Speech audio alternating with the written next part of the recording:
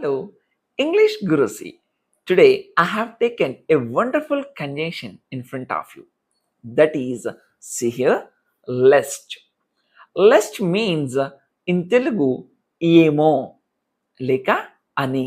Have you heard about this word before? Lest means ani. Okay, if you see few examples, lest he will come. అతను వస్తాడేమో ఏమో. Lest she can speak an English, ఆమె English మాట్లాడగలదేమో.